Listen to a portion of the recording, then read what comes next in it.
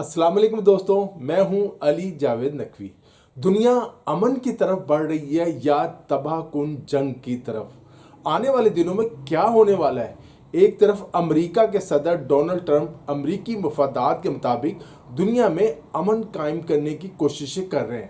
صدر ٹرمپ ایک ایسا امن قائم کرنا چاہتے ہیں جس میں امریکہ کی جیت ہو، امریکہ ون ون پوزیشن میں ہو، اور یہی بات امن کی راہ میں سب سے بڑی رکاوٹ بن رہی ہے۔ بہرحال اسرائیل اور مسلم ممالک کے بعد حماس نے بھی ٹرمپ امن منصوبے کو مشروط طور پر قبول کر لیا ہے۔ دوسری طرف اسرائیلی وزیر اعظم نیتن یاہو بدستور حماس کو ختم کرنے کی دھمکیاں دے رہے ہیں۔ بھارت اور اس کے جرنیل پاکستان پر دوبارہ حملہ کرنے کی دھمکیاں دے رہے ہیں۔ جواب میں پاکستان کے وزیر دفاع خواجہ آصف اور آئی ایس پی آر نے بھی سخت موقف اختیار کیا ہے۔ اب جنگ ہوئی تو دونوں ملک تباہ ہو سکتے ہیں۔ ایسا ممکن نہیں کہ ہندوستان تو پاکستان پر حملہ کر دے اور پاکستان ہاتھ پر ہاتھ دھرے بیٹھا رہے۔ ایک دوسرے کو ختم کرنے کی گونج پوری دنیا میں سنائی دے رہی ہے۔ یوکرین اور روس کے درمیان جنگ بھی شدت اختیار کرتی جا رہی ہے۔ نیٹو کا کہنا ہے کہ روس مزید یورپی ممالک پر حملے کی منصوبہ بندی کر رہا ہے۔ یوکرین نے الزام لگایا کہ چین روس کو انٹیلیجنس سپورٹ فراہم کر رہا ہے۔ امریکہ نے یوکرین کو روس کے اندر تک حملہ کرنے کی اجازت دے دی ہے۔ آخر یہ سب کچھ کیا ہو رہا ہے؟ دنیا امن کی طرف بڑھ رہی ہے یا کسی تباہ کن جنگ کی طرف؟ امن کی کوششیں اور باتیں تو بہت ہو رہی ہیں، لیکن عملی طور پر کچھ ہوتا نظر نہیں آ رہا۔ آج کی اس ویڈیو میں ہم ان تمام باتوں کا جائزہ لینے کی کوشش کریں گے۔ سچی بات یہ ہے کہ جنگ کی دھمکیاں، عسکری تنازعات اور طاقت کے کھیل امن کی باتوں کے باوجود غالب ہیں۔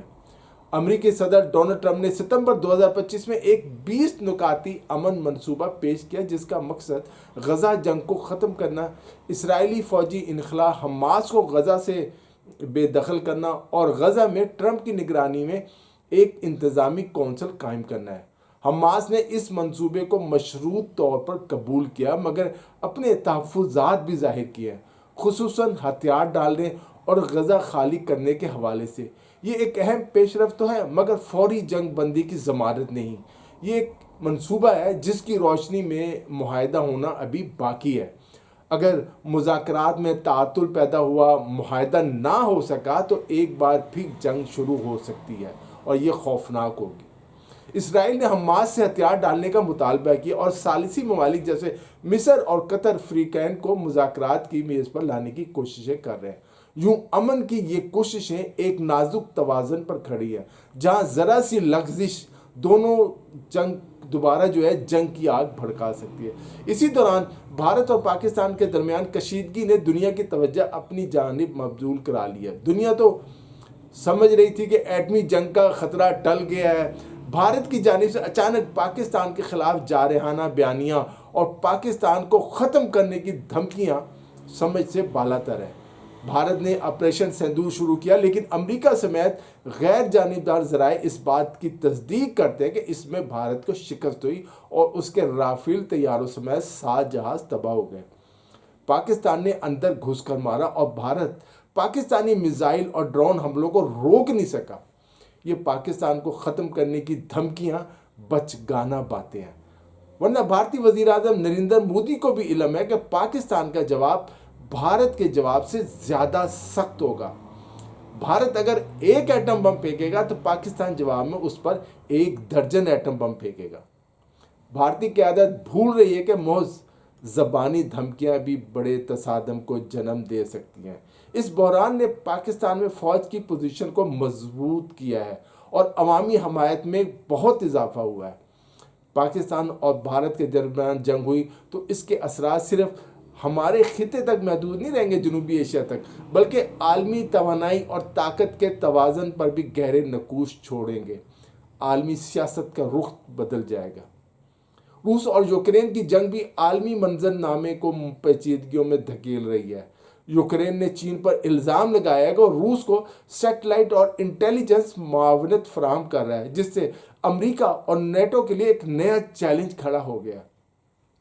روس اور چین نے دفاعی اور غیر دفاعی دونوں شعبوں میں تعاون بڑھایا ہے۔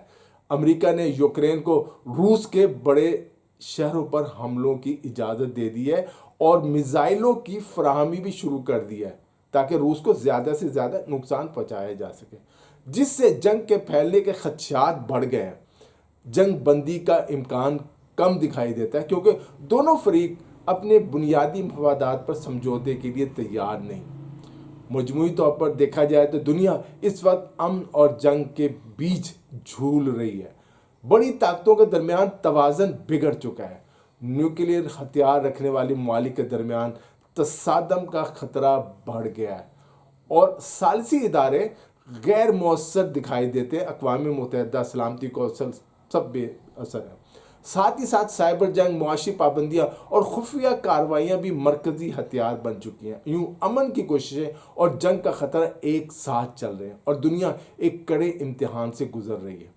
حالات کیا رخ اختیار کرتے ہیں کچھ نہیں کہا جا سکتا، لیکن ایک بات یقینی طور پہ کہی جا سکتی ہے، ایٹمی جنگ چاہے نہ ہو لیکن دنیا میں سرد جنگ شروع ہو چکی ہے اور اس کا آغاز امریکہ نے روس، چین اور ایران کے خلاف کر دیا ہے۔ دوسری طرف روس، چین، ایران، شمالی کوریا اور بعض دوسرے ممالک جو ہیں آپس میں دفاعی تعاون بڑھا رہے ہیں۔ پاکستان کے لیے یہ حالات مزید پیچیدہ ہیں۔ بھارت کے ساتھ کشیدگی، محدود وسائل، سیاسی عدم استحکام اور بڑی طاقتوں کے درمیان طاقت کے کھیل میں پھنسنے کا خطرہ ہے۔ ہمیں ایک محتاط حکمت عملی بنانے کی ضرورت ہے۔ پاکستان کو سفارتی سطح پر متوازن پالیسی اپنانی ہوگی۔ ہمیں امریکہ، چین، روس، سعودی عرب، ایران سب سے تعلقات رکھنا ہوں گے اور داخلی اتحاد کو مضبوط کرنا ہوگا۔ دفاعی تیاری اپنی جگہ، مگر اس کے ساتھ ساتھ مضبوط معیشت اور بین الاقوامی سفارتکاری بھی ضروری ہے۔ دنیا میں امن ممکن تو ہے مگر آسان نہیں۔ اس کا انحصار عالمی رہنماؤں کی سنجیدگی، ثالثی اداروں کے مؤثر کردار اور سب سے بڑھ کر انسانی عقل و دانش پر ہے۔ اگر غلطیاں دہرائی گئیں تو عالمی تباہی کا خطرہ بڑھ جائے گا اور اگر حکمت عملی اپنائی گئی تو امن قائم ہو جائے گا۔ لیکن آپ اس وقت کیا کریں گے جب ایک فریق کسی کی بات سننے کو تیار ہی نہ ہو اور مسائل کو طاقت کے ذریعے حل کرنا چاہتا ہو؟ اس کی مثال اسرائیل اور ہندوستان ہے۔ تو پھر جنگ تو یقینی ہے۔ ایک بڑی جنگ کب شروع ہوگی اس کا کوئی ٹائم تو نہیں دیا جا سکتا، لیکن خطرہ بدستور موجود ہے اور اسی خطرے کو محسوس کرتے ہوئے سعودی عرب اور پاکستان نے ایک دفاعی معاہدہ تشکیل دی ہے جس میں بہت سے عرب ممالک اور بہت سے افریقی ممالک اور ایشیا کے بعض ممالک بھی شامل ہونا چاہتے ہیں۔